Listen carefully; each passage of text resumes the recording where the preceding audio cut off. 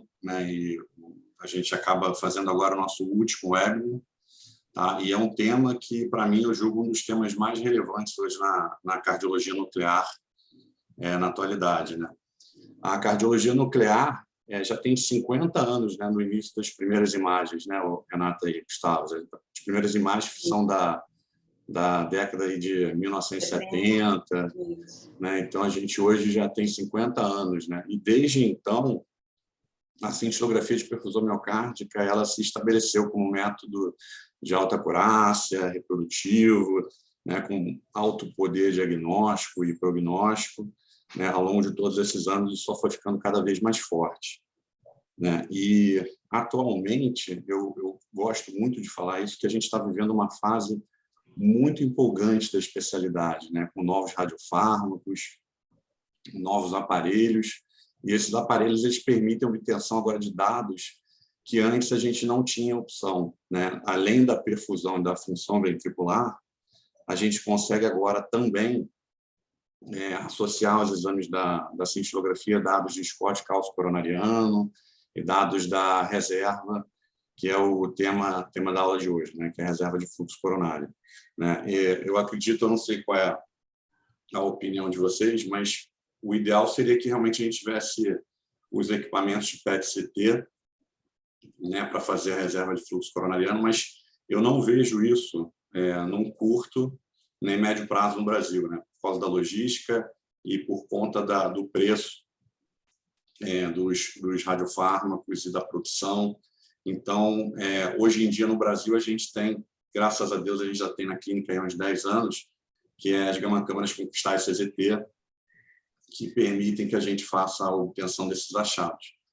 Tá? Então, sem mais delongas, eu queria passar a palavra para a nossa coordenadora da cardiologia nuclear, que é a doutora Renata, uma pessoa que eu tenho um prazer imenso de trabalhar, que eu aprendo aí todos os dias, né, que tem uma didática que vocês vão ver que é algo bem bacana de aprender com ela.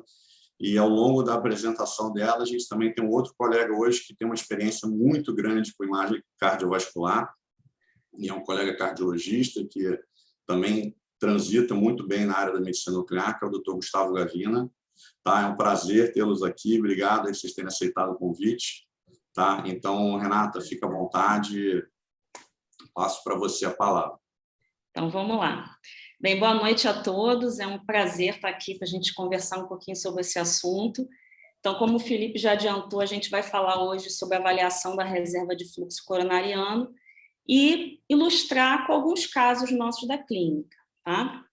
Bem, essa figura mostra para a gente que a circulação coronariana, na verdade, é uma rede bem complexa de vasos sanguíneos que podem ser olhados, né, como dois compartimentos.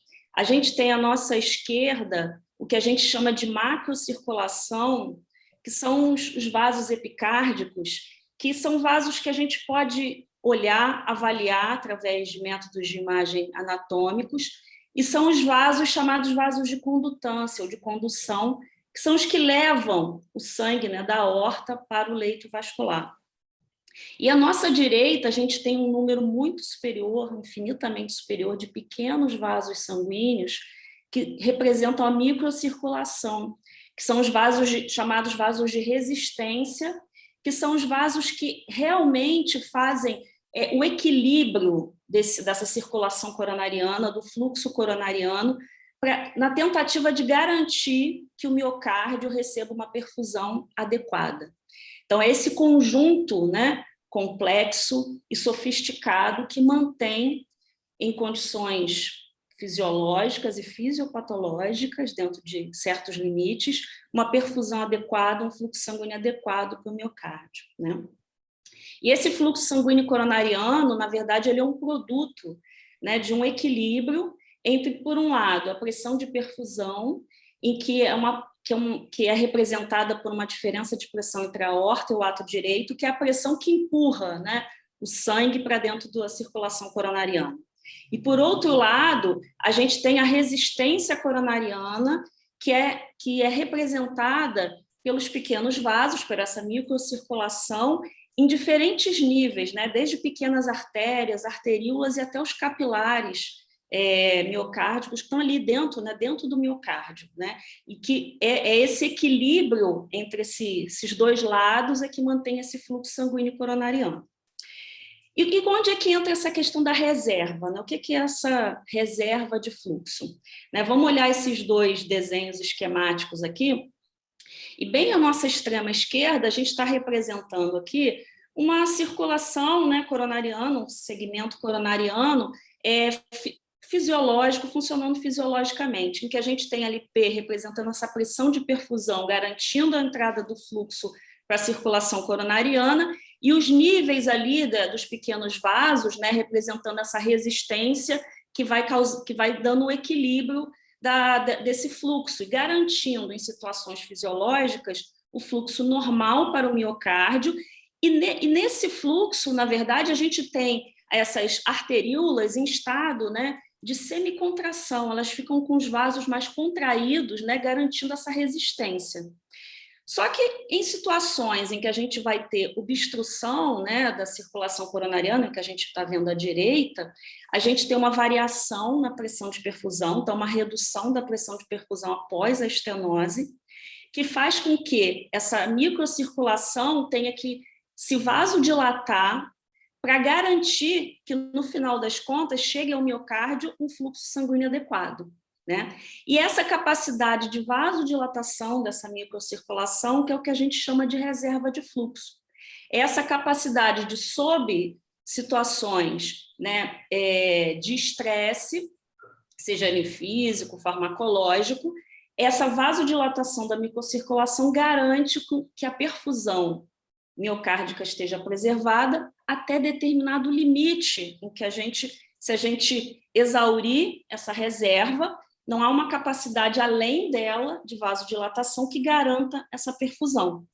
Então, veja agora o desenho do lado, colocando então sob uma situação de estresse, em que eu vou promover essa vasodilatação da microcirculação, que vai acontecer tanto num vaso saudável como num vaso doente, mas no vaso doente ela já está sendo usada, essa reserva, então não tem como aumentar mais. Então, num exame de imagem, como a cintilografia de perfusão miocárdica, em que eu injeto um radiotraçador que segue o fluxo sanguíneo miocárdico, eu vou ver uma diferença de chegada do radiotraçador no miocárdio, o que vai representar para a gente uma diferença de captação do radiotraçador de um território vascular acometido para um não acometido, né? E aí esse é o princípio da reserva de fluxo que a cintilografia miocárdica, como o Felipe já falou, que já existe há 50 anos, avalia de forma qualitativa, ou seja, ela olha onde capta mais, onde capta menos, identifica que sob estresse, onde tem uma menor captação, ali você tem um prejuízo dessa reserva, né? E isso tem se mostrado com uma elevada acurácia diagnóstica, prognóstica ao longo do tempo.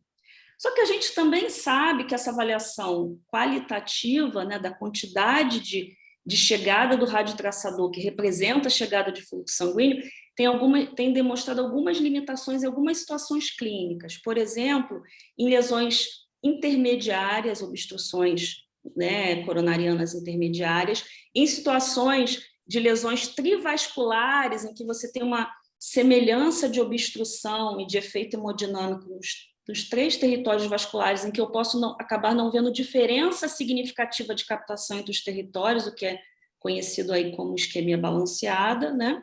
E em situações em que eu não tenho uma obstrução significativa epicárdica, mas posso ter obstrução justamente na microcirculação dos pequenos vasos, né?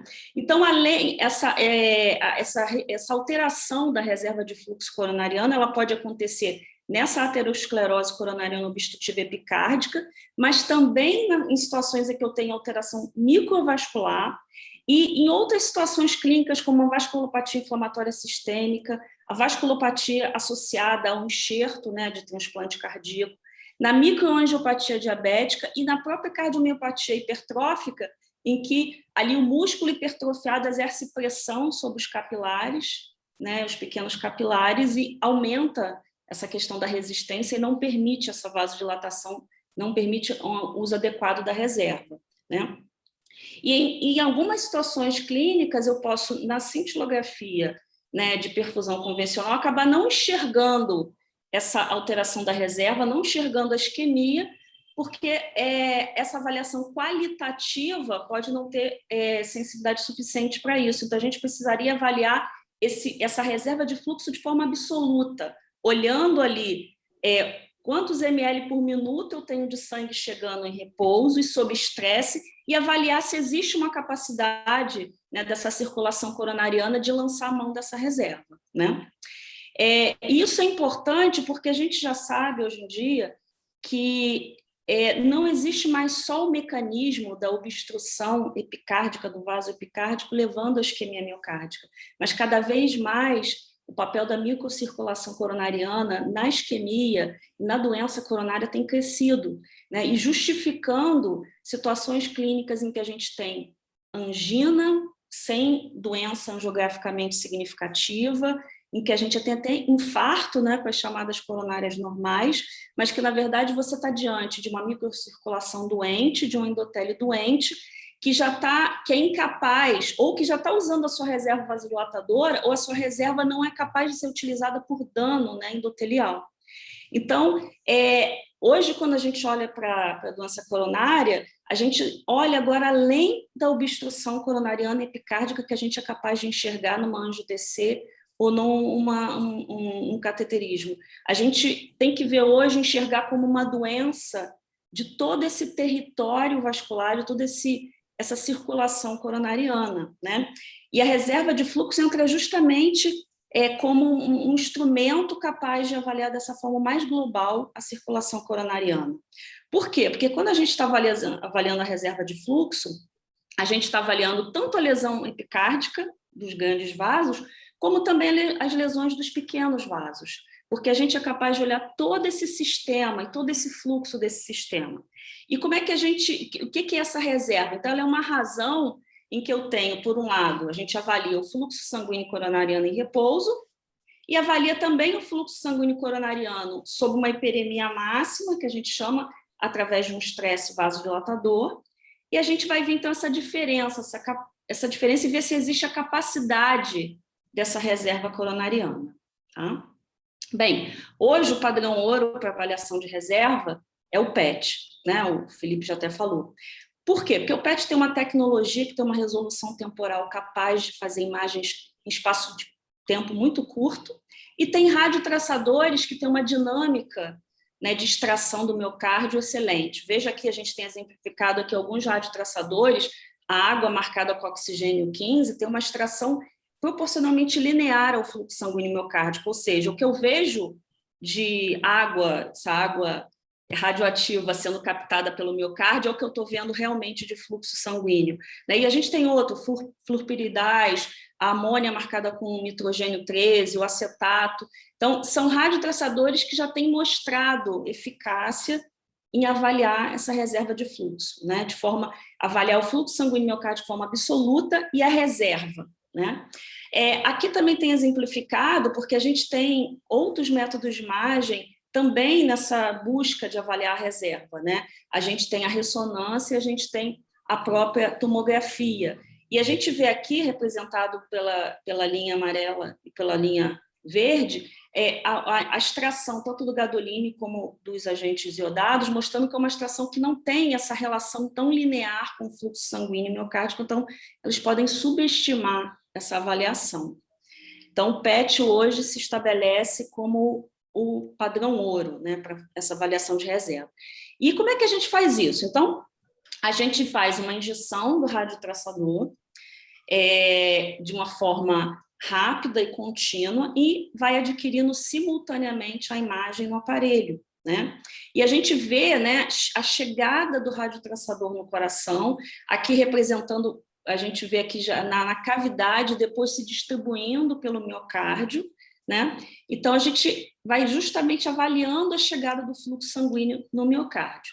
E a partir dessa chegada do material, né, nesses diferentes locais, no ventrículo direito, na cavidade do ventrículo esquerdo e no próprio miocárdio, a gente gera curvas, e a partir dessas curvas são estabelecidos os valores de fluxo sanguíneo miocárdico. A gente faz isso em repouso, faz isso em estresse e depois avalia a diferença de um fluxo em repouso para o de estresse, né? e aí estabelecendo a questão da reserva. Bem, e ao longo, assim, já no PET já existe um bom tempo de estudo em relação à reserva de fluxo coronariano e algumas coisas já foram estabelecidas, né? Uma coisa que já se sabe é que quando você tem estenose coronariana, e a gente está falando agora de estenose, não propriamente de doença microvascular, porque aí já é um campo mais ainda amplo, mas quando a gente está falando de estenose coronariana, a gente sabe que essa reserva de fluxo ela se mantém estável até que a gente tenha pelo menos 50% de obstrução coronariana.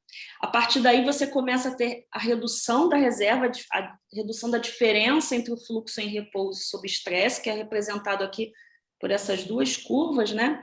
E, aparentemente, a partir de uma lesão de 75% a 80%, você já começa a ter uma alteração significativa da reserva. E esse valor de reserva, o corte, né, a partir do qual, né, abaixo dele, você já tem alteração da reserva, tem sido estabelecido em torno de 2.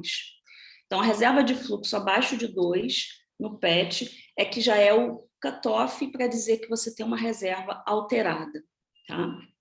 E esse cutoff já tem sido estudado plenamente aí em vários trabalhos e tem demonstrado o seguinte, que abaixo desse valor de 2,1, você começa a ter um aumento, né, da taxa de eventos cardiovasculares e principalmente mortalidade cardiovascular, mortalidade cardíaca. E quanto mais baixo esse número, né, a gente andando aqui para a nossa esquerda, quanto mais baixo esse número, maior a chance de eventos. Isso seja na doença microvascular, na doença coronariana obstrutiva focal ou difusa, né? E interessante aqui, é que eu acabei não falando, é que a gente pode avaliar a reserva dos territórios vasculares, da DA, da circunflexa e da CD, e a gente também tem um valor global, uma reserva global de todo o miocárdio. E esse número, né, esse corte que está ligado a esse aumento da mortalidade é justamente essa avaliação da reserva global de todo o miocárdio, tá?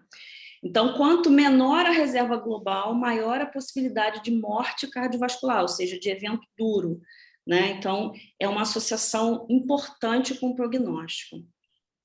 E uma coisa interessante é que já se tem mostrado que esse valor da avaliação da reserva de fluxo, ele tem um valor incremental sobre a avaliação tradicional da perfusão miocárdica pelo PET, que assim como nos PET, na cintilografia, a gente pode fazer uma semi-quantificação através de scores, né? E a gente usa o score SSS, que é um score somado de defeito de perfusão em estresse.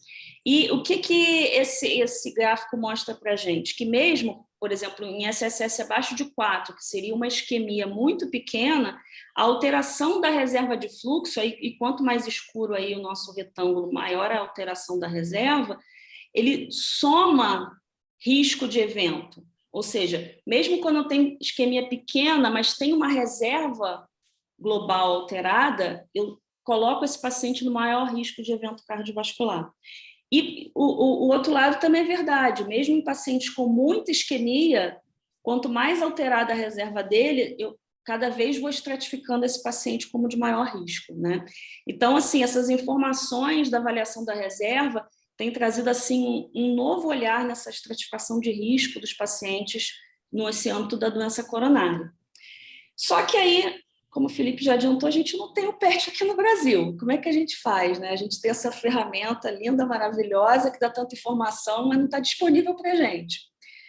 Mas aí surgiu uma tecnologia dentro da cintilografia miocárdica, que é a tecnologia da CZT, que é um tipo de câmara diferente para a aquisição da perfusão miocárdica, em que, na verdade, ela tem essa forma de um L, aí, de um C, né, formando um arco de 180 graus, em que ela é posicionada sobre o lado esquerdo do tórax do paciente, e ela fica ali parada nessa posição, adquirindo imagens tridimensionais do coração.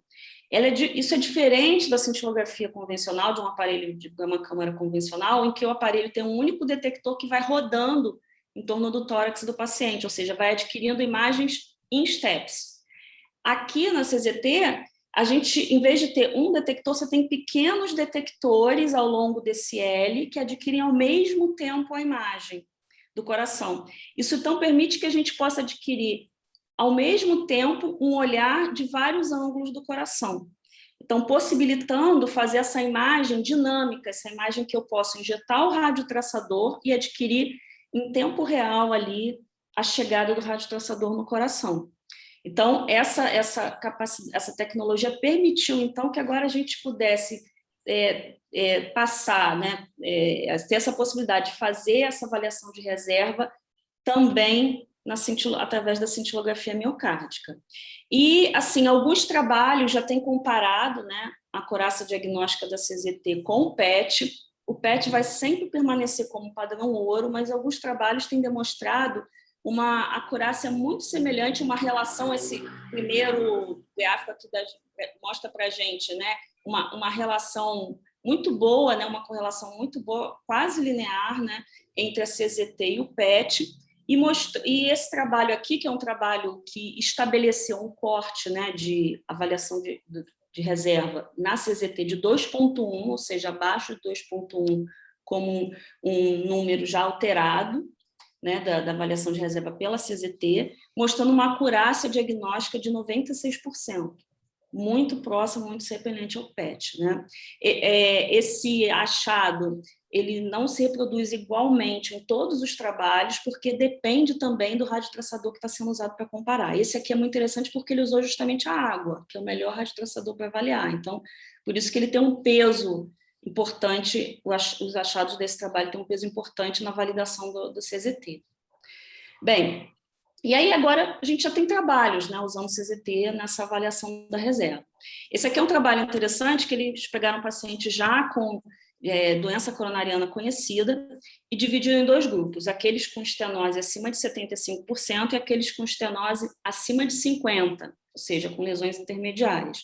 E o que eles viram? À nossa direita são as curvas que demonstram sensibilidade e especificidade, comparando a reserva de fluxo com o SSS, que é aquele score de quantificação do defeito de perfusão convencional que a gente usa pela cintilografia.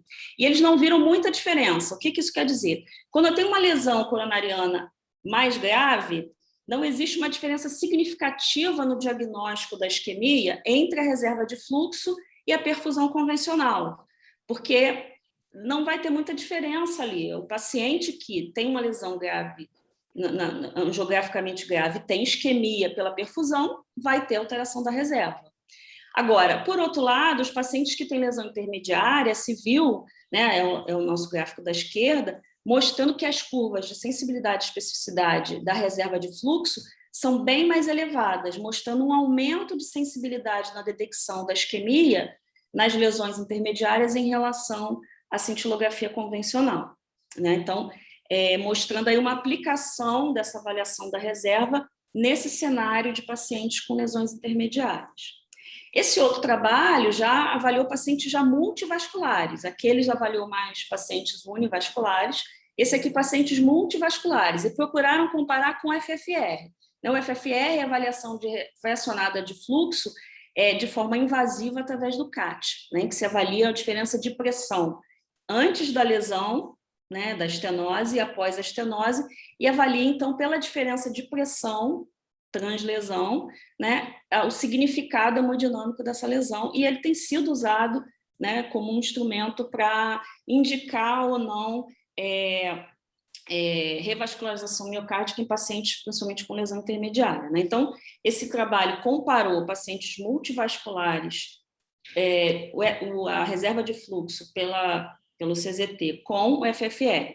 E à nossa direita, a gente vê justamente esse gráfico, né, de sensibilidade e especificidade, mostrando uma curva bem elevada, mostrando uma comparação entre o FFR e o CFR muito boa, né, muito próxima, mostrando que eles acabam vendo a mesma coisa. Né?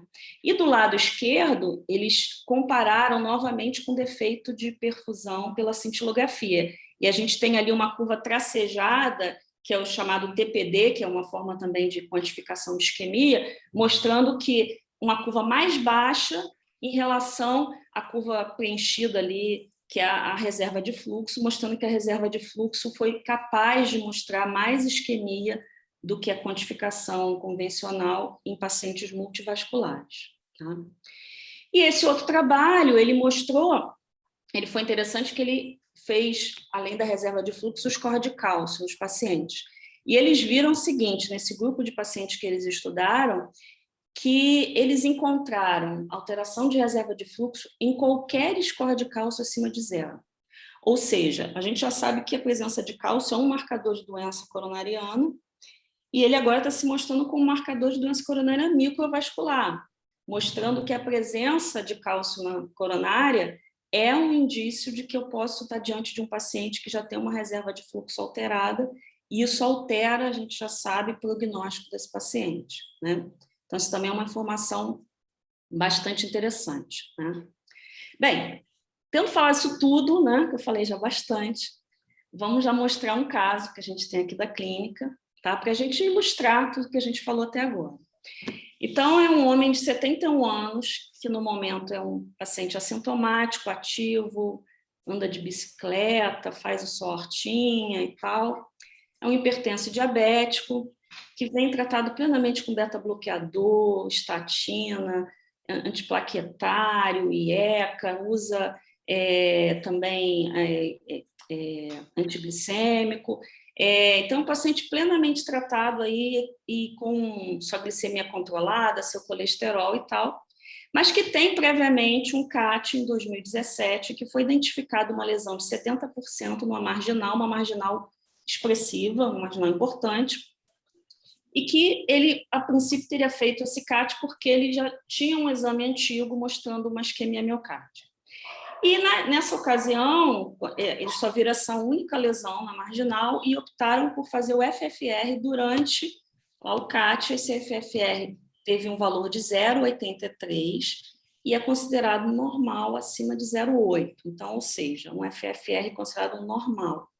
E esse paciente, então, não foi feita revascularização para ele, desse vaso, ele permaneceu em tratamento clínico e assim permanece até hoje.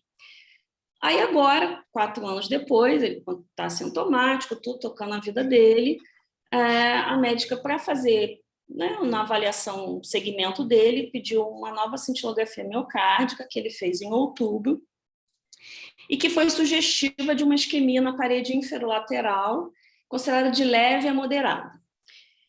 E aí houve uma dúvida, né? Poxa, esse paciente está tratado plenamente, clinicamente, tal, e está mostrando isquemia na cintilografia, então, será que volta ele para o CAT, ver se essa lesão progrediu, né? Essa lesão da marginal progrediu, ou mantém ele em tratamento clínico? Então, houve uma dúvida daí no momento em qual a melhor abordagem seria para prosseguir com esse paciente. É aí que a gente vai dar uma pausa e pedir para o Gustavo, olhando esse caso com um olhar clínico, né? O que ele acha, assim, se fosse seu paciente, você está diante dessas informações, o que você faria, qual seria a sua conduta? A gente está falando, a gente sabe que no mundo real nada é muito simples, né? A gente está aqui trazendo o caso, né? A gente pensou, ele é do mundo real, mas a gente pensou e a gente vai aqui fazer aqui um brainstorm, né? Então, o que você acha que você, olhando esse paciente, você faria com ele? Em primeiro lugar, boa noite a todo mundo, agradecendo a todo mundo a participação, agradecer o Felipe pelo convite, parabenizar a Renata pela excelente apresentação, né, com uma didática realmente maravilhosa. Acho que trouxe aí uma luz, o Felipe. Não, com certeza. O Felipe falou muitas verdades no início. A gente está vivendo um grande momento aí na cardiologia nuclear, né, por conta de novos avanços dessas novas tecnologias, estão permitindo a gente a trazer essas novas informações, né, algo que lá fora, na Europa, nos Estados Unidos, a gente já tem o PET, já há mais de uma década, trazendo essas informações para a gente, e aqui a gente não vislumbra, no curto espaço de tempo, ter, através dessa tecnologia do PET, esse tipo de informação. Mas estamos conseguindo avançar e trazer esse novo recurso que a Renata apresentou muito bem para a gente e que tem tudo a ver, pelo que eu estou vendo aqui com esse caso clínico, né? Então, a gente está diante de um paciente, que é um paciente do sexo masculino, um paciente idoso, né? E que a primeira coisa que chama atenção para a gente é que é um paciente inteiramente assintomático. Pelo que eu entendi, Renata, que você passou do caso clínico, é um paciente que sempre foi assintomático. Sim. Né? Uhum. E E a gente, quando Mas vê... ele é diabético, hein? Ele é diabético. Quando a gente olha para os fatores de risco desse paciente, a gente encontra hipertensão e diabetes. A Renata ali já está chamando a atenção do diabetes, porque a gente sabe que o paciente diabético com doença coronariana tem um pior prognóstico do que o paciente que não é diabético. É um paciente que morre mais do que o paciente que não é diabético. Então, Pode ser assintomático, né? Às vezes. Pode ser assintomático. E o que me chamou a atenção é que você falou que ele faz hortinha, que ele anda de bicicleta, né? Ou seja, tem uma capacidade funcional boa, né? É um paciente que ele não tem dor, que é algo que eu posso encontrar no diabético, mas ele também não tem dispneia, não tem um equivalente anginoso, né? Pelo menos isso não aparece na história dele. Não tinha naquele primeiro momento e não tem nesse segundo momento, o que é bom, né? E à luz do século XXI, ano 2021, pós-estudo isquímia, que acho que daria uma aula só para a gente falar sobre isso, nós não vamos entrar a fundo nisso, a gente tem algumas considerações a fazer. Né? Por algum motivo, e pelo que você falou, parece que teve um teste funcional, isso há 4 anos atrás, em 2017, que provavelmente a gente não teve acesso a esse teste funcional. Não é isso? Não sei se foi um teste ergométrico, se foi uma cintilo, mas foi um teste provavelmente positivo que acabou levando um paciente assintomático, apesar de diabético, né, um paciente assintomático à cinema de coronariografia, para a gente entender, né, qual o tipo de repercussão. O que a gente teria para oferecer a esse paciente, uma vez que não existe sintoma, não existe equivalente anginoso, mas foi uma decisão médica, naquele momento, àquela luz da tecnologia, do que a gente tinha disponível naquele momento, para seguir em frente. E nos deparamos, por sorte, apesar de ser diabético, não é um paciente com tronco, né? Uma lesão de tronco, não é um paciente trivascular que tem lesão proximal, uma edema proximal, é um paciente que tem uma lesão única, um único vaso, um vaso marginal. E que naquele momento ali demonstrou uma obstrução no vaso subepicárdico, ali limítrofe entre o que a gente chama de uma lesão moderada e de uma lesão mais grave, uma lesão em torno de 70%. Acho que por conta disso, talvez por não ter tido uma carga isquêmica tão elevada nesse teste funcional, optaram pela realização, que naquele momento era o que a gente tem disponível, de uma avaliação funcional, além da avaliação anatômica, como a Renata colocou muito bem, mas uma avaliação funcional invasiva, feita ainda dentro da cinema de coronariografia, que é o FFR. E ele acabou demonstrando ali um valor dentro da normalidade, mas também bem limítrofe, né? Em torno de 0,83, próximo ao limite normal. E por conta disso, ao meu ver, clinicamente, decisão bem tomada, era um paciente com doença crônica estabelecida, assintomático, apesar de ter um fator de risco importante, que é o diabético, e que seguiu em tratamento clínico. E, pelo jeito, a opção, não sei se vocês concordam comigo, foi acertada. O paciente continuou muito bem, cuidando da hortinha, andando da bicicleta, sem nenhum sintoma, né? E como você falou, estamos trazendo um caso da vida real. O caso da vida real é isso aí que a gente vê no nosso dia a dia, que a gente recebe no laboratório de cardiologia nuclear para averiguar. Aquela lesão que era ali limítrofe, entre uma lesão grave e uma lesão moderada, que incomodou, foi para o CAT, fez o FFR 0,83, se tomou uma decisão clínica, 4 anos depois, opta-se novamente. A gente pode até questionar isso à luz, hoje em dia, do estudo isquímico, para um paciente que está sintomático, não tem equivalente anginoso, mas tem fatores de risco. Isso é uma coisa que o estudo isquímico mostrou para a gente tem que olhar cada caso, é um caso, né? A gente tem que olhar isso de uma maneira peculiar, olhando todo o aspecto clínico daquele paciente. E outra coisa que mostrou para a gente, né, frente a esses pacientes com isquemia mais grave, é que talvez a gente tenha um tempo. A gente não sabe o que vai acontecer com aquele follow-up. Eu não quero entrar nesse detalhe do estudo isquêmico aqui, porque a gente não tem tempo para isso. Pode ser que com follow-up a gente mude essa ideia. Mas a gente tem pelo menos um tempo para raciocinar em cima desse paciente, né? Que é um paciente que está assintomático, não tem uma anatomia desfavorável, não é tronco, não é trivascular, não tem alteração de função ventricular, né? É um paciente que, nesse aspecto, a gente tem tempo para raciocinar. E ele faz novamente uma estratificação, agora com uma cintilografia. A gente não teve um acesso, né, Renata, a esse exame precisamente, mas com um relato de uma isquemia ali de leve a moderada, não é uma isquemia grave, novamente. Chama atenção também por quem faz o método. Estamos falando de um homem com uma isquemia, apesar de ser concordante com o território anatômico que esse paciente já demonstrava na anatomia anterior, ser um território ali de marginal, de circunflexa, inferolateral, a gente tem, da mesma maneira que a gente tem aquele problema com o paciente vascular, a isquemia balanceada, a gente tem problemas com as atenuações, né?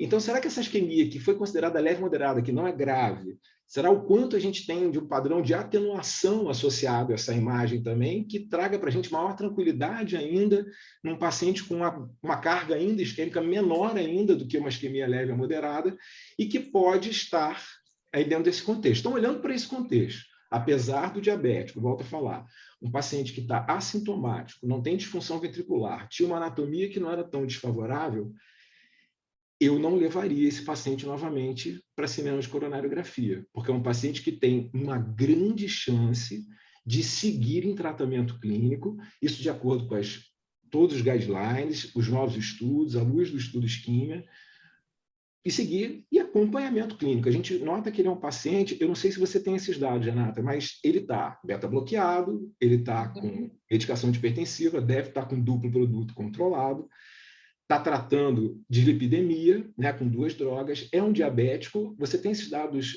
do clínico, se ele está... Me foi passado pela médica que ele está com a glicemia controlada, hemoglobina glicada dentro do limite normal, com colesterol normal, ele está bem controlado clinicamente, ele está otimizado clinicamente. Ou seja, é um paciente que tem doença sabida, está assintomático, não tem outros critérios e está com tratamento clínico otimizado e com bom resultado laboratorial desse tratamento. Então, é um paciente que tem tudo para isso, né? Então, nessa dúvida de leva cineanjo ou eu consigo, através de um método não invasivo, hoje, trazendo esse paciente, saindo de 2017, vindo para 2021, hoje a gente já conta com esse recurso que você apresentou super bem nessa aula, né? Então, eu acho que era, na época, uma lesão moderada. Uma das indicações da aplicação da reserva de fluxo é justamente para esse paciente, né? Além do paciente vascular, o paciente que tem uma lesão moderada. Será que vale a pena a gente prosseguir, ir novamente para a cineangiografia? Vale a pena intervir num paciente com esse perfil clínico? Então, eu acho que é um paciente ideal para que a gente possa fazer essa avaliação. Então, a gente fez, né? É o que a gente esperava. Nessa aula, né, seria o nosso pois caso. Então... Posso fazer só uma pergunta também, aproveitando?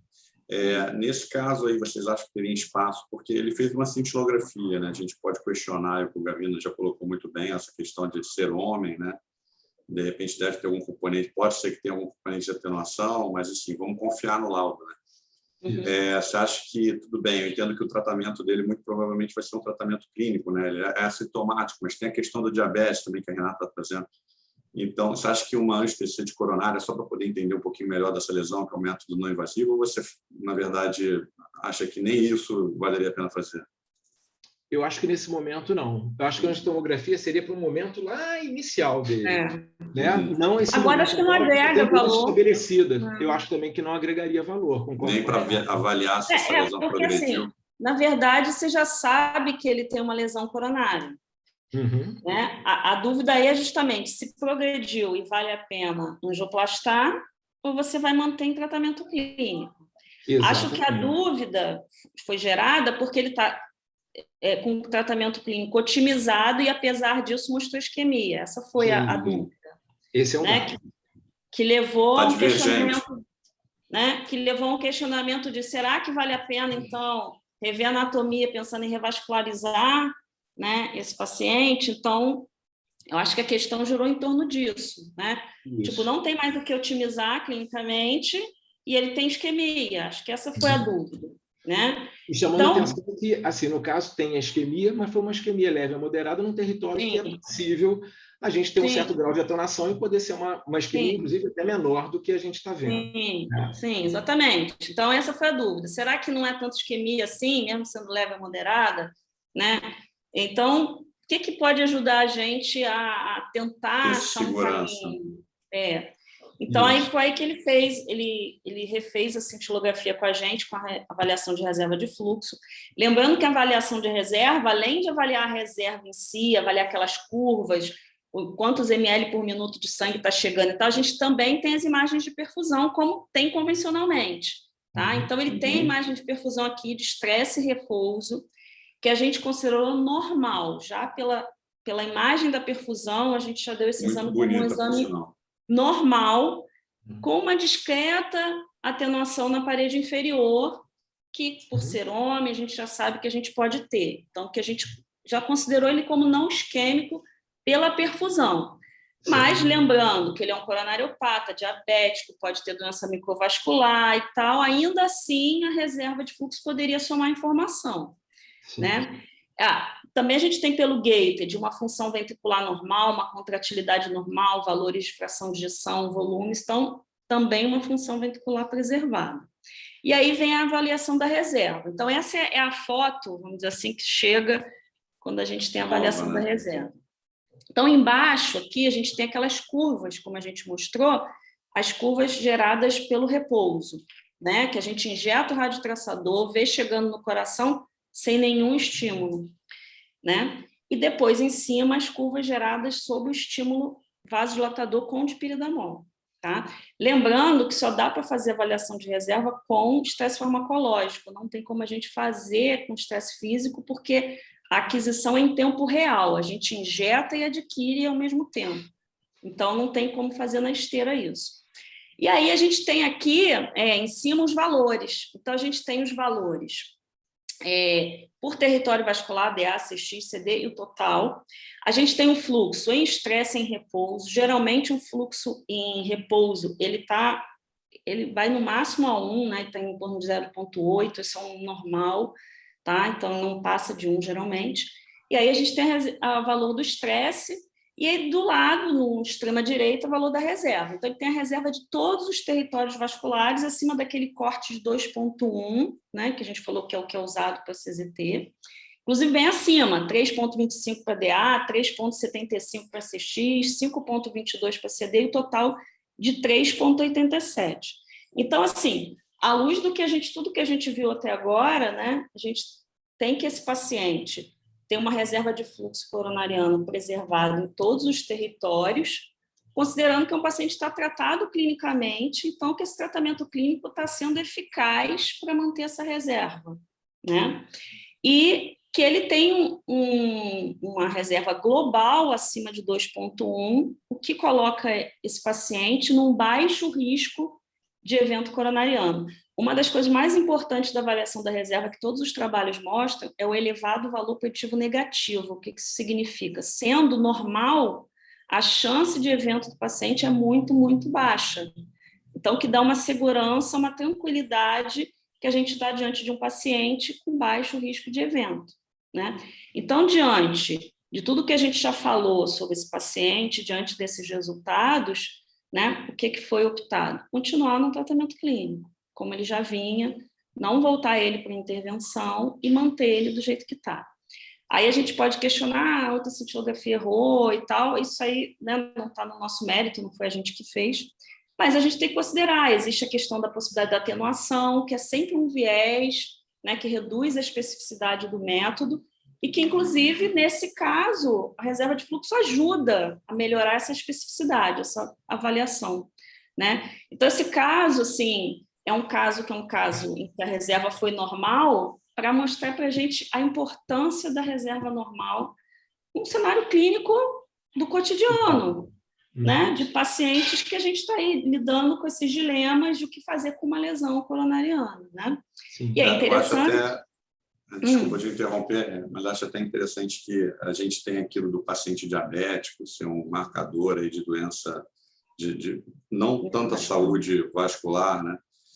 E talvez a gente, com a reserva de fluxo, consiga fazer essa estratificação melhor de risco, né? Naqueles pacientes diabéticos com reserva de fluxo normal, qual é o caso desse paciente, o risco não é tão alto. O risco seriam aqueles pacientes diabéticos, realmente com reserva de fluxo alterada, né? Aí sim, esse a gente teria que acompanhar e olhar com mais cuidado, né? Sim, exatamente. Né? Então, assim, esse resultado traz uma tranquilidade, né, agora de continuar acompanhando esse paciente clinicamente, né?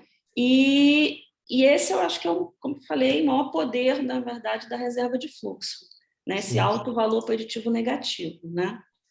Eu queria... A gente conseguiu, de uma maneira não invasiva, a mesma decisão que foi feita em 2017 de uma maneira invasiva. Isso que é a grande...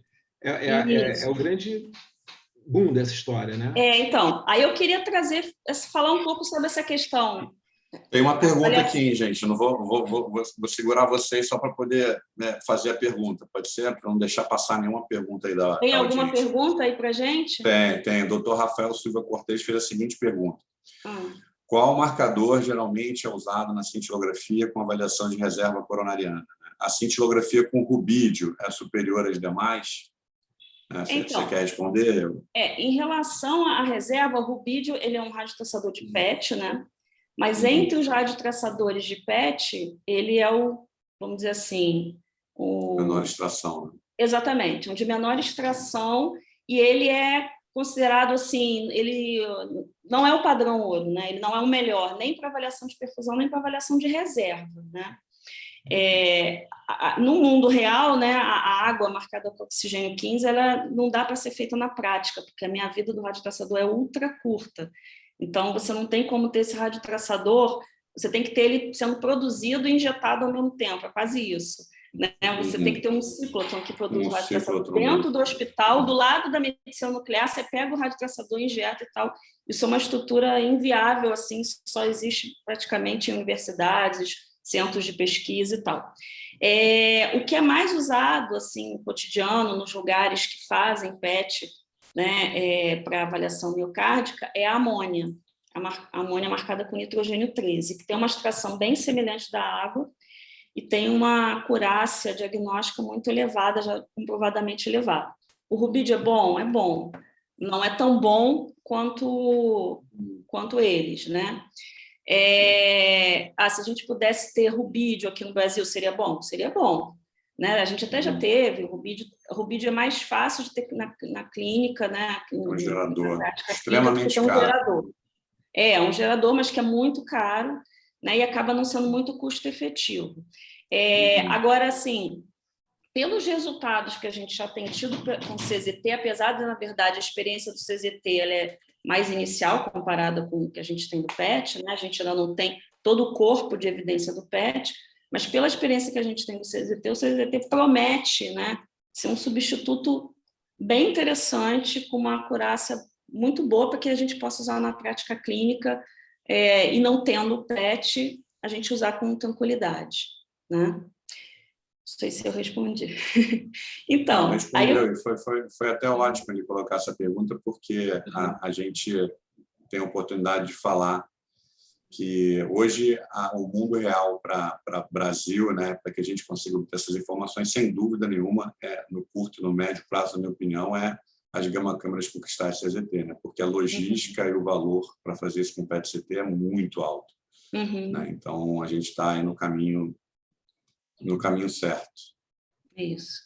Então, aí eu queria aproveitar e a gente falar um pouquinho o que essa diferença entre a reserva de fluxo que a gente pode avaliar pelo PET ou pela cintilografia e o FFR, né, que é avaliado de forma invasiva.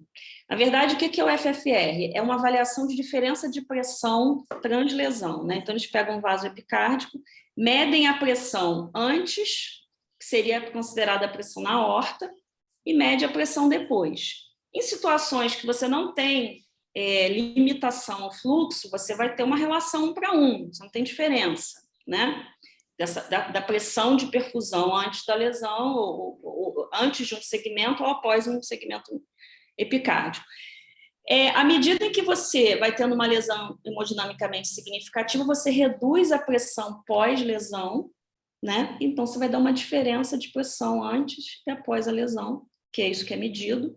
Então, através dos estudos, se viu que existe um corte aí que entre 0,75 e 0,8, que abaixo disso é considerado uma alteração da pressão de perfusão significativa, que demonstra que aquela lesão é hemodinamicamente significativa e que tem sido usado para guiar revascularização, principalmente em lesões intermediárias, né, que há dúvida da importância hemodinâmica daquela lesão. A reserva de fluxo, ela faz uma avaliação, na verdade, de todo o sistema, né? Ela engloba na sua avaliação tanto a lesão epicárdica como a lesão da microcirculação, né? Ela não necessariamente é um marcador de necessidade de revascularização, porque a gente pode estar diante de uma doença microvascular que não vai ser revascularizada. mas ela é um marcador de alteração de reserva que está associado com um marcador de risco, né?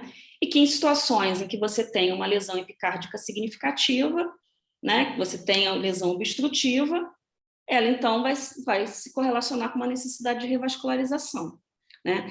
Então, olhando isso, a gente entende que existem situações que o FFR pode ser normal, com uma reserva de fluxo coronariano alterada, porque a gente pode estar diante não de uma lesão epicárdica importante, mas de uma doença da microcirculação significativa determinando alteração na reserva, né? Então, apesar de muitos estudos compararem a reserva pela cintilografia ou pelo PET com o FFR, na verdade, existe uma diferença no que eles estão enxergando exatamente, né?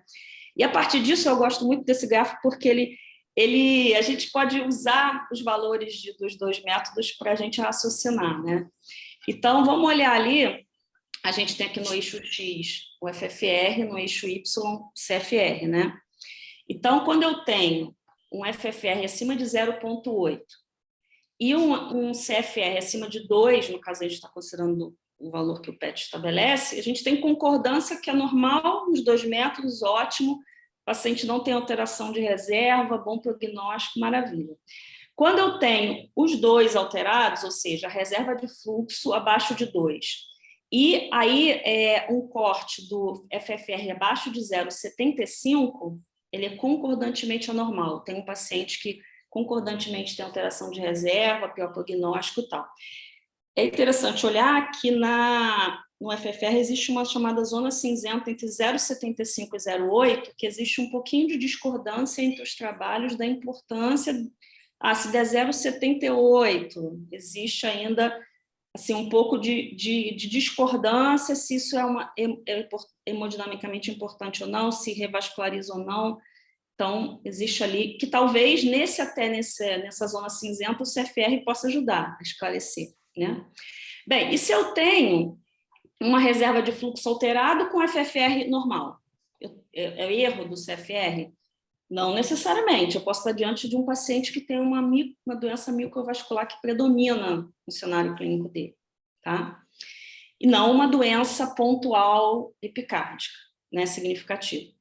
E se eu tenho agora um paciente com a reserva de fluxo alterado e um FFR alterado e uma reserva de fluxo preservada. Então, possivelmente, eu estou diante de um paciente que tem uma doença epicárdica pontual, lembrando que o FFR avalia a lesão em si, né? Não todo o território vascular, e que, de alguma forma, o restante do território vascular dele consegue se equilibrar e manter uma reserva distal preservada, né? Então, você tem um impacto ali da alteração da pressão de perfusão focal no vaso epicárdico, mas uma reserva global do miocárdio que consegue se equilibrar e se manter, tá? Então, é mais ou menos isso que a gente, olhando o valor de ambos os métodos, que a gente poderia raciocinar em cima disso, tá? Eu quero passar já para um segundo caso, eu vou tentar não me alongar, que a gente já está terminando com o nosso tempo, né? Porque esse caso é muito interessante. É o caso de uma mulher de 62 anos, que no momento se encontra assintomática, que tem um histórico de neoplasia de mama em 2016, submetida a mastectomia, e teve uma recidiva em 2020 e foi submetida a quimioterapia e radioterapia. E aí ela também teve que usar trastuzumab, né, um anticorpo monoclonal para pacientes que expressam receptor HER2 no câncer de mama. Então, ela usou o trastuzumab, durante o uso do trastuzumab foi observada uma redução na fração de ejeção do ventrículo esquerdo, ao ecocardiograma, sinalizando, então, alguma agressão, né, ao miocárdio, que aí o remédio, o trastuzumab foi suspenso e a fração de ejeção retornou ao normal. Essa paciente, ela é uma ex-tabagista, dislipidêmica hipertensa, em uso de Concora, anastrozol, por conta do controle do câncer, né, rosuvastatina e ciclobenzaprina. E aí foi pedida uma cintilografia miocárdica para essa paciente com avaliação de reserva de fluxo. E aí, esse é o exame da paciente. Essa paciente a gente não enxergou nenhum sítio de isquemia, mas a gente observou na região apical uma hipocaptação persistente, que a gente vê tanto na imagem de estresse, de repouso, como na imagem prona, né, que a gente faz com o paciente de barriga para baixo para tentar aproximar do detector, a parede inferior. E a gente vê que não tem diferença. E quando a gente olhou o espessamento miocárdico, o espessamento também era reduzido nessa região apical. A fração de ejeção dela é normal, com os volumes normais, mas a gente achou que tinha uma discreta hipocinesia nessa região apical, quer dizer, corroborando aquele achado.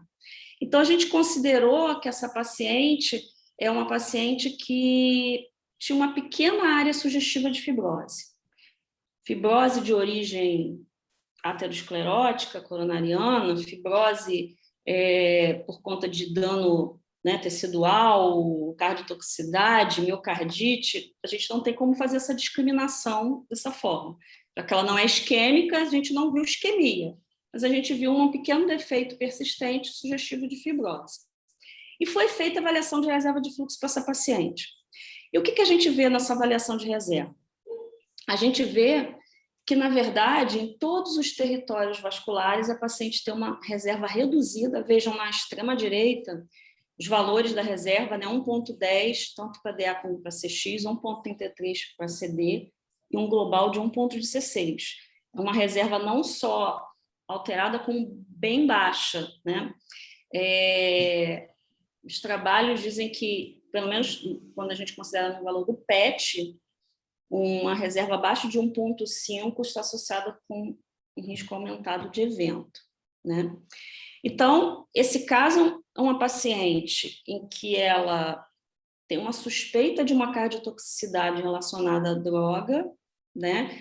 O trastuzumab tem um potencial de cardiotoxicidade que pode ser reversível, mas ela tem um uso prévio de quimioterapia, possivelmente com antraciclina, que pode se ter o uso do trastuzumab pode ter um efeito somatório potencial, né, sobre o uso da antraciclina. E aí a gente se pergunta, mas essa reserva alterada, será que ela tem doença coronariana multivascular? Mas isso tem a ver com a droga? Confuso, né? O que tem a ver essa reserva com a possibilidade de cardiotoxicidade que está levando em consideração para essa paciente? E aí que eu quero trazer um fato muito interessante, que hoje em dia a disfunção microvascular tem sido considerada já como um pilar para a cardiotoxicidade. Porque se vê que as drogas, né, os quimioterápicos e algumas drogas anticorpos monoclonais utilizados para tratar câncer têm uma toxicidade vascular. Uma série de mecanismos, disfunção endotelial, espasmo coronariano, acelerar a aterosclerose, induzir disfunção autonômica, induzir possibilidade de trombose, inflamação do vaso, tudo isso culminando numa disfunção microvascular coronariana. Então, parece que a antraciclina pode levar essa disfunção da microcirculação, que dependendo do tempo e da dose que é utilizada, isso pode levar, então, posteriormente, à disfunção ventricular, a diagnóstico, então, de cardiotoxicidade. Essa interrogação no meio que a gente tem aí é porque, na verdade, tem outros fatores que não se conhece, porque não são todos os pacientes, a gente sabe, submetidos à antraciclina, que vão evoluir com cardiotoxicidade. Então, tem fatores a mais envolvidos nisso. Tem fatores de risco cardiovascular clássicos, tem uma suscetibilidade genética individual que a gente não sabe, não conhece, mas que, de alguma forma, pacientes podem ser mais suscetíveis a esse dano da microcirculação e evoluir posteriormente, então, com a cardiotoxicidade. E aí, então, parece que a avaliação da reserva de fluxo pode ser um marcador precoce da possibilidade de evoluir com cardiotoxicidade posteriormente. Então, esse gráfico mostra para a gente assim que, ao longo do tempo, a gente tem alguns marcadores, né, avaliados pelo eco, avaliados pela ventriculografia radionuclídica, pela presença de biomarcadores como a troponina e tal, que sinalizam um dano miocárdico, mas parece que muito precoce nessa evolução e da possibilidade de avaliar a cardiotoxicidade, a gente tem uma alteração na reserva de fluxo. E quanto a isso, tem um trabalho muito interessante. A gente tem muitos trabalhos em animais, tá, mostrando isso, mas tem trabalhos em humanos também, usando PET. A gente não tem ainda trabalhos com CZT, mas tem com PET. E tem um trabalho muito interessante que foi feito da seguinte maneira: pacientes com linfoma, eles fizeram a avaliação da reserva de fluxo antes de começar a quimioterapia, fizeram a quimioterapia com tetraciclina. 3 dias depois da quimioterapia, eles reavaliaram a reserva de fluxo e encontraram mais ou menos 1/4 dos pacientes já tendo avaliação da reserva, sendo que não tinham antes do tratamento. E eles, então, classificaram esses pacientes como pacientes de baixo limiar para cardiotoxicidade, o que significa, são pacientes que possivelmente, mantida a terapia com tetraciclina, eles vão evoluir tardiamente com disfunção ventricular. Né? Então, foi possível mostrar assim, tão precoce quanto 3 dias após a quimioterapia, alteração na reserva de pacientes que possivelmente são suscetíveis a evoluir com cardiotoxicidade. E aí, esse desenhozinho aqui é interessante, que é de um estudo em animal, em que, tadinho dos porcos, mas eles induziram cardiotoxicidade neles, e foi interessante que eles foram avaliando ao longo do tempo, e eles avaliaram fazendo ressonância cardíaca, eco, avaliação invasiva da reserva de fluxo, não pelo FFR, mas uma avaliação por termodiluição lá dentro do vaso, né? Avaliação da reserva em si, mas invasiva, da reserva de fluxo coronariano, não da pressão. E, posteriormente, eles sacrificaram esses porcos e avaliaram a histopatologia. E o que eles viram é o seguinte, e eles fizeram isso em diferentes tempos, com diferentes doses e diferentes momentos de uso da doxorubicina. E o que eles viram é que, no momento inicial, todos aí tinham uma perfusão normal, uma reserva normal, e logo no início do tratamento eles já viram redução da reserva, né? Enquanto os animais que foram sacrificados nesse momento não tinham nenhuma alteração estrutural dos capilares, dos vasos sanguíneos. Mas outros animais que foram mantidos, então, com a droga, eles viram que se você mantém a droga, a alteração da reserva se perpetua, levando, inclusive, a uma alteração estrutural, histopatológica, com redução, com lesão, com perda de capilares. Né? Enquanto aqueles que pararam, né, um grupo, eles pararam e viram que houve uma recuperação e preservação, né, mostrando que, mesmo em doses baixas de doxorubicina, você pode ter lesão, mas se você mantém o uso, essa lesão pode progredir, se você para o uso, essa lesão pode estacionar. Então, mostrando que talvez fazer uma avaliação precoce da reserva seja um marcador para dizer eu continuo ou eu paro, né, com esse tratamento. Bem, a partir disso, de alguns trabalhos que já se tem, um grupo italiano está propondo um algoritmo para avaliação de risco de cardiotoxicidade, em que eles consideram o seguinte, você tem que clinicamente tem fatores de risco cardiovascular, ou já tem doença coronariana pré-existente, cardiopatia e tal, comorbidades que ele seria considerado clinicamente como de maior risco. Aí você vai avaliar pelo eco, que já pacientes já são avaliados, a fazer um acompanhamento com a troponina e BNP, mas ele propõe também fazer a identificação de isquemia através da reserva de fluxo, né? Esse algoritmo propõe, mas eles não colocam assim, em quanto tempo, faz antes, faz depois, quanto tempo depois, é uma proposta. Na verdade, a gente não tem ainda evidência para dizer que está estabelecido fazer avaliação de reserva de fluxo na avaliação de cardiotoxicidade. Mas é um caminho que está se colocando aí como uma possibilidade de a gente ter um marcador precoce para isso, para evitar que o paciente chegue naquele dano terminal em que eu já não tenho mais o que fazer com aquele miocárdio, né? Bem, agora a gente já está com a nossa hora avançada, eu queria já ir partindo para a gente terminar, em que eu queria colocar o seguinte, situações clínicas, então, que eu vou usar a reserva de fluxo, né? Quando é que eu peço? É para todo paciente? Não, né? A gente viu que, na maioria dos casos, a cintilografia convencional vai resolver, né? Vai mostrar para a gente a isquemia, ou não mostrar a isquemia, e tem uma acurácia diagnóstica para isso, mas existem situações que pode ser que o paciente venha se beneficiar da reserva de fluxo. Uma delas em paciente que tem suspeição clínica, ou a gente quer fazer uma avaliação funcional de uma doença multivascular, em que eu não tenho certeza do significado hemodinâmico daquelas lesões, né? Então, a gente viu que tem uma correlação muito boa com FFR e pode avaliar de forma não invasiva o impacto dessa doença. Outra situação é aquilo que a gente viu, lesões coronarianas intermediárias, em que há uma dúvida se vale a pena angioplastar, revascularizar aquela lesão, né? Outra situação seria em pacientes que eu suspeito de doença microvascular, em que aquele paciente que tem sintoma anginoso faz um teste provocativo para isquemia, não aparece isquemia, ou até às vezes aparece, aí eu levo para um estudo hemodinâmico e não tem, o ANGIO-TC não tem lesão angiograficamente significativa. Aí eu fico na dúvida, foi erro da cintilografia? E aí a reserva de fluxo pode ajudar a gente a entender o que está acontecendo com esse paciente e ver se a reserva é alterada ou não. Realmente, eu estou diante de um paciente com doença microvascular e esse sintoma dele procede, né? Ele é um paciente realmente que tem isquemia miocárdica num nível que é mais difícil detectar nos métodos convencionais.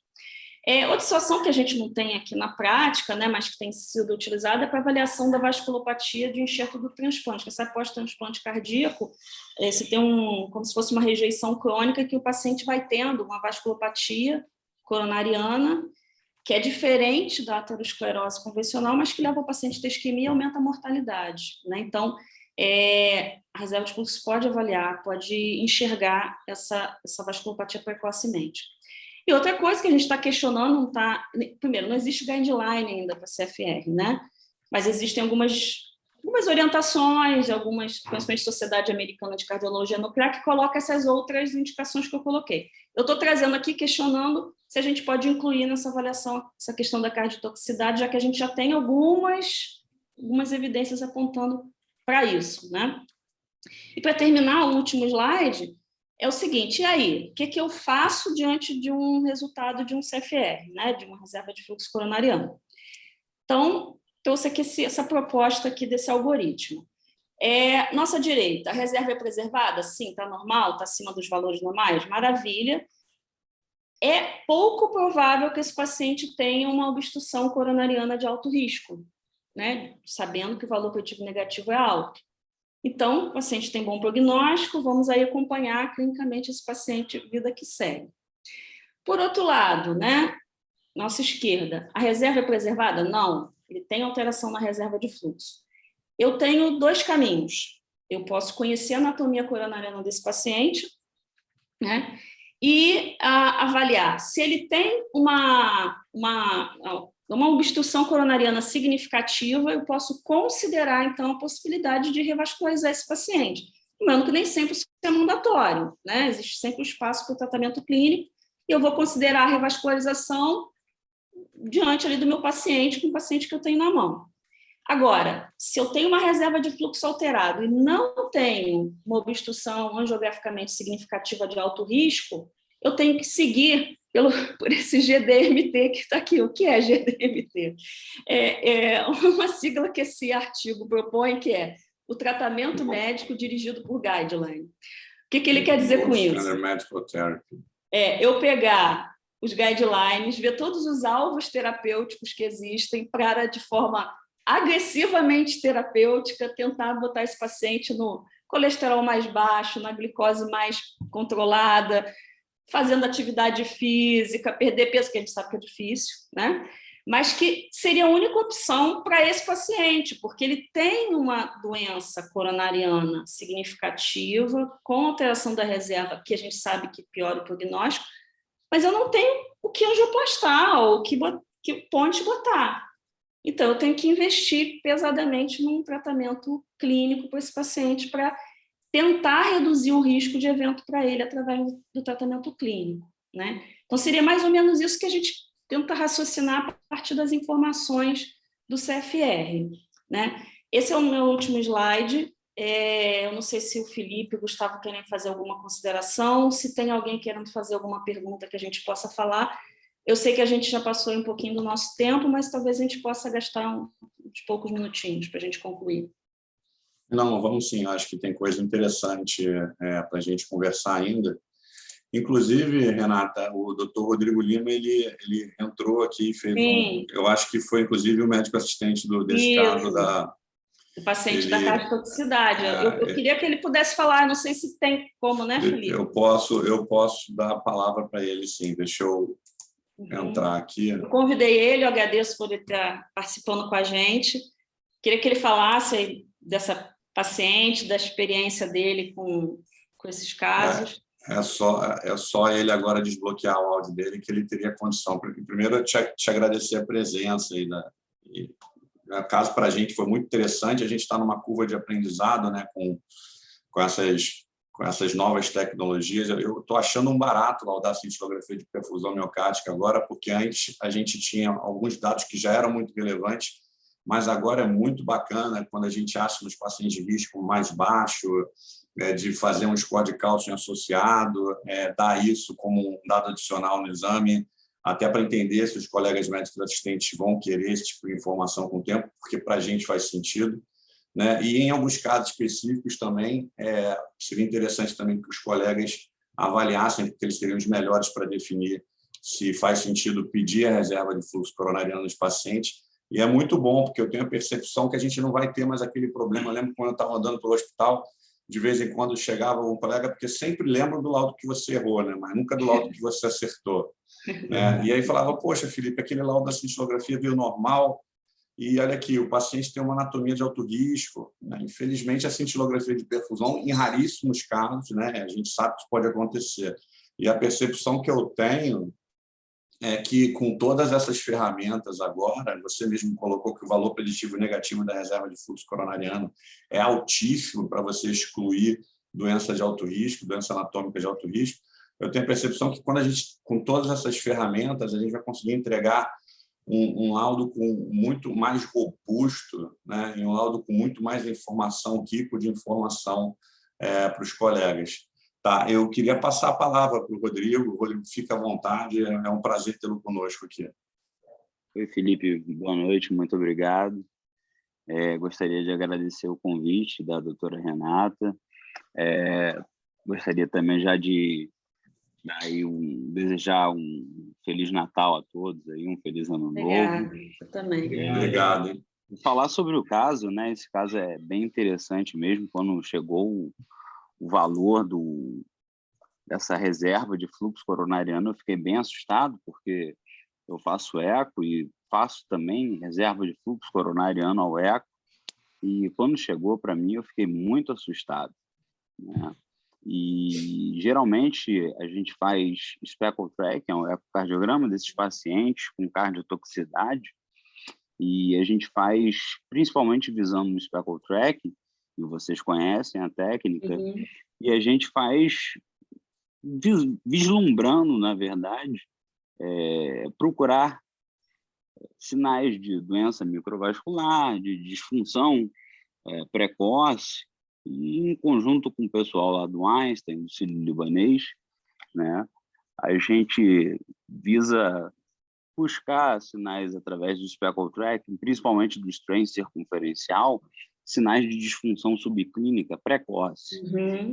E isso já foi proposto, que o speckle tracking ele conseguiria buscar uma disfunção microvascular, uma disfunção subclínica precoce. Então, com base nisso, a gente sabe que essa disfunção subclínica, essa disfunção microvascular, ela poderia estar presente na grande maioria desses pacientes, e que, de alguma forma, nós conseguiríamos tentar, né, resgatar esses pacientes de alguma forma. E para tentar verificar, nada melhor do que seria verificar através de PET. Como a gente não tem aqui no Brasil, a melhor forma seria fazer através do CZT, né? Então, a gente começou a fazer, incansavelmente, começar a buscar a grande maioria desses pacientes e buscar para ver se esses pacientes teriam algum tipo de grau de isquemia, né? E a gente tem se surpreendido em alguns casos. E o dessa paciente foi um dos casos que a gente teve essa surpresa. Essa paciente, ela usou, né, diversos quimioterápicos, não somente antracíclicos, usou anti-HER de diversos módulos, e além dos antracíclicos, dos anti-HER, ela também usou agentes alquilantes, né? e, na verdade, ela é assintomática, a paciente. E faz atividade física muito bem, ela faz uso de medicações porque a fração de ejeção, houve um relato da fração de ejeção dela ter caído realmente, mas em que pese o ecocardiograma dela é muito mal visualizado, ela tem uma prótese que inviabiliza a realização do ecocardiograma dela, essa é a verdade, né? Então, para se visualizar, tem que ser feito ou uma ressonância ou algum outro método, né? Então, foi solicitada uma ressonância e na ressonância veio normal. Não veio nenhum déficit de contração segmentar nem na porção apical, né? E aí foi solicitado a cintilografia a fim de se avaliar um padrão perfusional, que veio esse padrão. E agora a gente vai tentar tratar a microvasculatura dessa paciente. Né? Foi bem interessante, de repente, se você julgar interessante, que eu acho que até um dos futuros aí da medicina nuclear, sair dessa busca incessante também pela doença obstrutiva e também ir para a avaliação da resposta às terapias, né? Então, de repente pode até pensar em avaliar depois, se você julgar interessante, e ver se isso com o tempo se normaliza, né? Eu não sei o que você acha a respeito. Eu acho super interessante. Com certeza a paciente vai topar. Com certeza. Até para a gente entender, né? Entender o que está acontecendo. Não sei, porque tudo isso é muito novo, né, para a gente também. A gente ainda... A gente não... todos nós, né? Isso, então. Então, assim, será que normaliza com tratamento clínico? Será que ela fez dano já microvascular irreversível? A gente não sabe, né? A gente não... Aparentemente existe uma possibilidade de melhorar, mas será que a que nível, né, que as coisas acontecem? A gente não sabe. Então, talvez, né? O evolutivo acho que vai ser fundamental. E até pensar daqui para frente, né? Nos próximos casos, se vale a pena fazer um anterior, né? Para que a gente tenha um parâmetro, para que a gente possa olhar também. Entendi, ter o de base, né? Exatamente. Talvez como propõe aquele grupo ali italiano, né? Em pacientes que você já tem clinicamente um maior risco, né? Porque você tem fator de risco cardiovascular ou mesmo já tem uma doença coronariana estabelecida e tal, de repente fazer antes, ver como é que é para já ter um basal, saber que se depois da terapia isso vai mudar, né? Talvez esse seja um caminho, né? Vai ter um padrão de comparação prévio, né? Eu acho que é interessante. Isso. E possivelmente, né? Eu até vou mandar outros pacientes para vocês. Obrigada. E a gente vai trocando essa experiência, porque para a gente... O importante é trocar figurinha. É isso aí. Eu acho importante falar também, Rodrigo, que assim, a questão mais também é importante, né? A questão financeira. Essa avaliação adicional, ela não é nem um pouco cobrada pelo paciente, ela está inclusa no teste da cintilografia de perfusão miocárdica, porque a gente precisa que o médico coloque no pedido que ele quer essa informação, porque realmente na hora que a gente executa o exame, né, Renata, é um trabalho, né, porque a gente acaba tendo que trazer o cardiologista para próximo do equipamento, porque como é tudo dinâmico, a gente para mim faz também foi uma grande surpresa com relação a isso, porque até então os meus pacientes todos eles pagavam, eles pagavam por esse exame. Não, a gente não ou era está incluído na cintilografia, né? Isso, exatamente. Exatamente. Então, era em um local específico no Rio ou até mesmo em São Paulo. Bacana saber. O Felipe pode falar melhor, mas a gente, como ele estava falando, não tem ainda como precificar isso, né? Dentro da... Sim. Isso ainda não foi, a gente, na direção ainda não discutiu como precificar, a gente está aprendendo também junto com vocês. Então, acho importante a gente ter essa curva de aprendizado primeiro, trocar essas figurinhas primeiro, né? E, de repente, depois, mais para frente, no segundo momento, talvez, até porque realmente tem um custo operacional grande na execução do exame. Mas, nesse momento atual, a gente não pensa em cobrar. Padronizar, né? Uhum. Isso, exatamente. Exatamente. Então, só, como o Felipe está falando, só para todo mundo, né, ter uma ideia, não vale a pena, porque não soma informação adicional em todos os casos de cintilografia, então não são todos os casos que precisa fazer reserva de fluxo, então tem algumas situações mais específicas, como a gente colocou, principalmente lesão intermediária, multivascular, suspeita de lesão de doença microvascular, né? Aqueles pacientes com síndrome metabólica, muito sintomáticos, já tem um estudo anatômico que não tem lesão significativa e tal.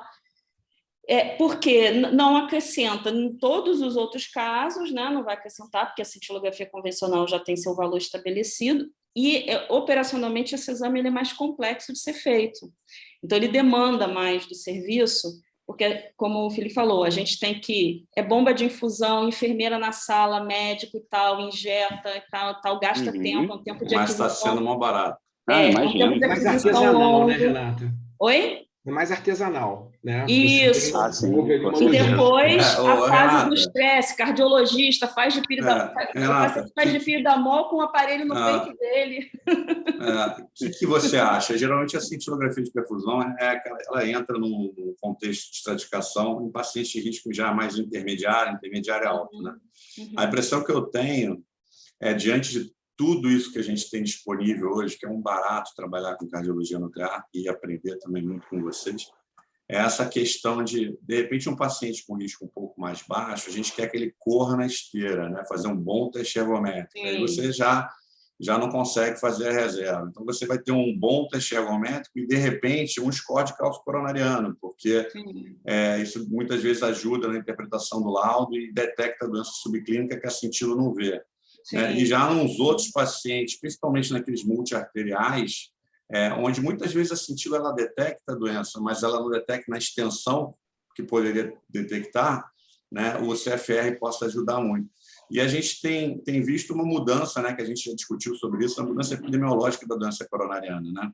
Antes, a gente tinha muito aquele conceito da doença obstrutiva, a gente aprendeu a tratar aquela placa aterotrombótica com supra de ST, que você sabia, ia para a revascularização e fazia tratamento, enfim.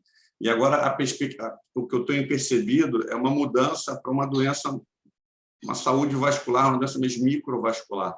Né? Talvez pelo aumento de doenças como obesidade, insuficiência renal, diabetes. Né? E aí eu fico pensando que os métodos de imagem, eu queria a opinião até de vocês disso, eles vão ter que correr atrás dessa informação. Não só mais aquela informação nesses pacientes, não só mais aquela informação na busca da doença obstrutiva focal, mas na busca também da doença que hoje está com uma incidência. Outro dia eu vi um relato de pacientes sintomáticos que acabavam de fazer o procedimento invasivo apenas quase que meio a meio, né? Você conseguia associar os sintomas à doença microvascular em quase que metade dos casos. Apenas a outra metade que tinha doença realmente obstrutiva coronariana.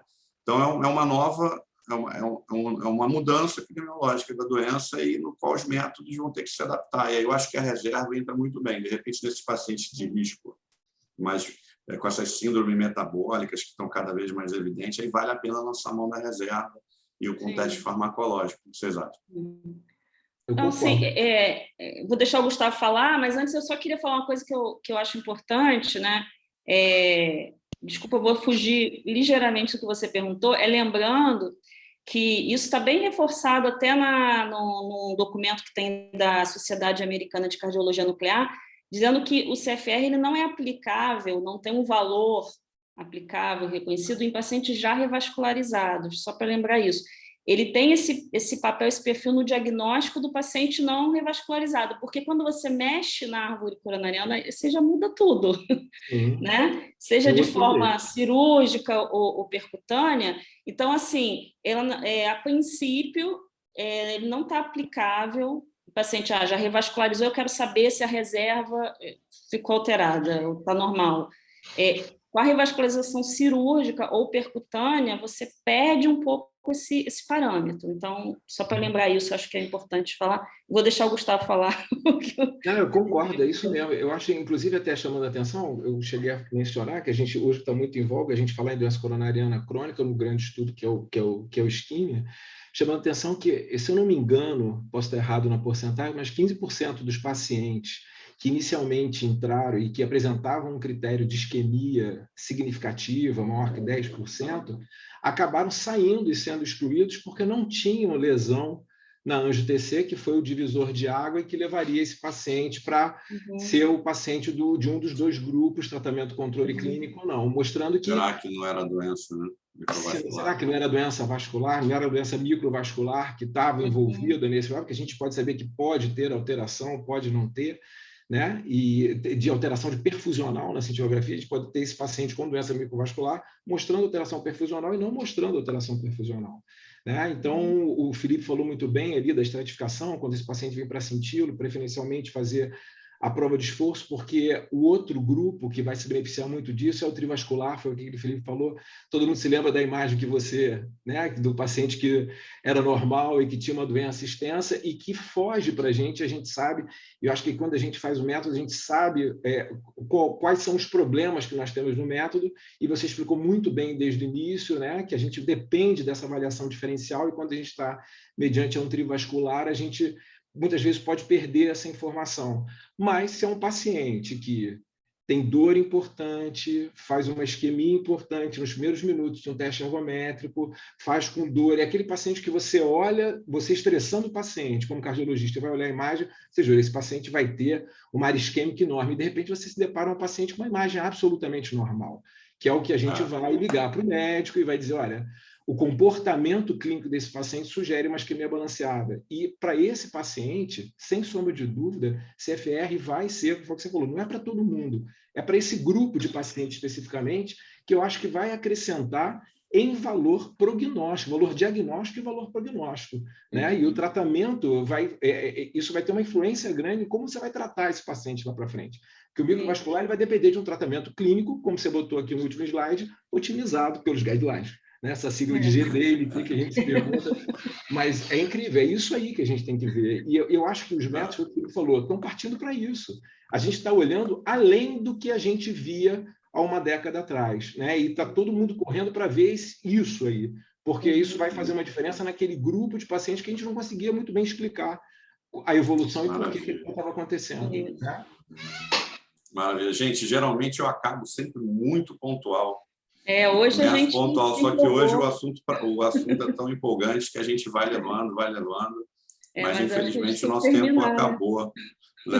Acabou. Eu fico até com receio de deixar de responder uma outra pergunta, mas acho que os contatos nossos, vocês ficam super à vontade, a gente faz isso com frequência e toda pergunta que vocês quiserem fazer diretamente para a Renata ou para o Gustavo, ou até para mim, a gente vai ter um prazer de responder depois pelos canais mesmo da Vilela Pet. Tá? Rodrigo, obrigado de novo pela sua presença. Eu queria deixar aí um ótimo final de ano para todos, que o ano de 2022 seja um ano diferente, né? Chega de variantes diferentes, que a gente possa viver um pouco mais normal, que a gente possa se ver e fazer um jantar bacana com a Vilela Pet custeando uma coisa bacana para todo mundo, né? É bom. Encontros presenciais, né, Felipe? Uns encontros presenciais, que a gente possa conhecer o rosto das pessoas, que a gente conversa muitas vezes, não sabe com quem está falando. Tá? Então, assim, eu queria agradecer imensamente a Renata, tá, por ter preparado essa aula, que, como eu falei, ela tem uma didática incrível. O Gavina veio acrescentar enormemente para o grupo, acho que é uma pessoa que vai trazer muita coisa positiva. Tá? E a gente está 100% à disposição de vocês para que, quando vocês precisarem, quando trocar figurinha, como o Gavina falou, vai ser um prazer. Tá? Então, feliz final de ano para todos, tá? E eu vou encerrar a sessão por aqui. Tá bom? Obrigado, boa noite. Obrigado a todos. Boa noite para todos, agradeço eu também. Feliz 2022. Tchau, tchau. Valeu.